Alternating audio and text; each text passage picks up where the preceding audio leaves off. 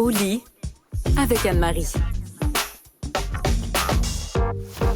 Tous les vendredis, on a la visite d'Anne-Marie Ménard, qui est professionnelle en sexologie. Et le hasard fait drôlement bien les choses parce que cette semaine, Anne-Marie, vous avez tenu à faire sur Instagram, je pense, à parler justement de l'hyménoplastie, puisque Hélène Boudreau, la fille de l'UQAM, avait annoncé qu'elle allait procéder à cette opération-là. Qu'est-ce qui est important de savoir sur l'hymen et la virginité, Anne-Marie? Il y a beaucoup de mythes encore qui circulent sur l'hymen. J'en ai profité, j'ai saisi l'occasion d'éduquer les gens sur le sujet cette semaine sur les réseaux sociaux parce que il y a beaucoup de croyances fausses.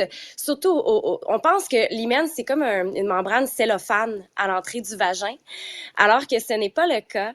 Et je pense qu'il faut vraiment déconstruire cette idée-là parce que il y en a il y a des gens qui naissent sans hymen. Et qui tout de même sont vierges, et je le dis entre guillemets vierges parce que après ça, on peut parler pendant longtemps du concept de la virginité. Je pense que c'est un concept qui est d'abord construit, qui provient de la religion. C'était une façon d'oppresser les femmes ou plutôt de les catégoriser comme étant pures, impures. Et je pense que on oublie aussi le reste des pratiques sexuelles qui sont aussi valides que celle de la pénétration. C'est un concept qui est très hétérosexuel. Voilà. Donc, on fait quoi des jeunes filles qui sont menstruées, qui vont insérer un tampon?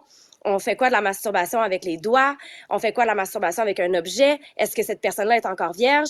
Donc, je pense que déjà, faut parler de la virginité comme étant un concept qui se définit à travers sa propre perception. C'est très relatif comme concept. Oui, puis vous avez raison, c'est extrêmement social parce que il y a toutes sortes de cultures et pas si longtemps que ça, où le soir de ses noces, il fallait sortir et montrer la tache de sang sur le drap pour montrer qu'on avait bel et bien perdu sa virginité, que l'hymen avait été rompu, alors que, je veux dire, il peut y avoir toutes sortes d'autres circonstances qui font en sorte que... Donc, c'était juste pour montrer, le gars et le mari couchent avec sa femme et c'est la première fois qu'elle voit un homme et qu'elle a une relation, mais c'est tellement, je vais utiliser un mot que j'adore, patriarcal. C'est très patriarcal et je pense que l'histoire de la tache de sang, il y a beaucoup de gens qui m'ont demandé ça sur les réseaux sociaux cette semaine parce qu'il faut comprendre que l'hymen ne se déchire pas en tant que tel, c'est pas aussi violent que ça. Oui, c'est une demi-lune en fait, vous disiez, c'est ça, hein? Exactement, c'est une membrane souple, élastique qui est située à l'entrée du vagin, qui est souvent en demi-lune la plupart du temps, soit une demi-lune vers le bas, vers le haut. Il y a toutes sortes d'hymens en passant. Là. Chaque personne ayant une vulve va avoir un hymen différent. Oh non, Anne-Marie, dites pas personne avec une vulve. Faites-moi le plaisir de dire une femme, là, parce que vraiment, sinon, je vais passer un mauvais vendredi, là. En fait, je dis ça parce que les gens qui ont des vulves qui ne sont pas des femmes de naissance n'ont pas d'hymen. C'est pour ça que je dis ça. Mais en fait, c'est ça. Il y a plusieurs types d'hymen. On va parler des hymens septés, bifenêtrés, micro-perforés. Donc, il y a des termes pour ça. Et il y a même des hymens absents.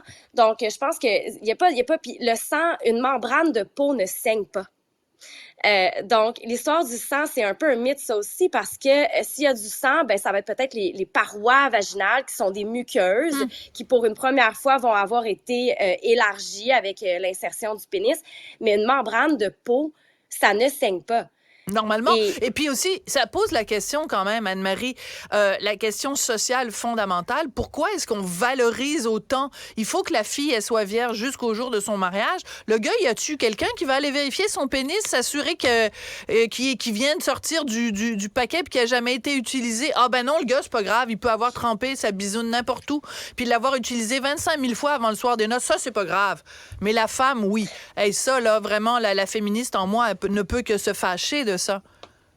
Ah, tout à fait. Puis, je veux dire, c'est un énorme double standard. Puis, encore une fois, l'histoire de pur impur. Puis, c'est un peu pour ça que j'ai réagi cette semaine sur les réseaux sociaux parce que Hélène mentionne qu'elle est redevenue pure. Mais on s'entend que ça efface pas les expériences. Puis, je veux dire, ce qu'on a fait, c'est simplement recoller les morceaux de la membrane ensemble. Je pense que je devais réagir en tant que féministe, moi aussi, puis dire, écoutez, là, la virginité et l'hymen, ça ne va pas ensemble. D'accord. Bon, Anne-Marie, je suis vraiment désolée de vous annoncer ça. On a pris finalement tout le temps de votre chronique pour parler de ça.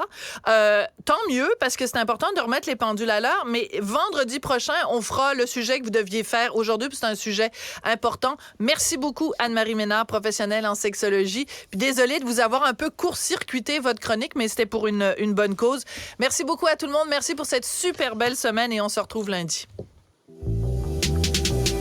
Cet épisode est maintenant disponible en balado et vidéo sur la plateforme Cube. Via la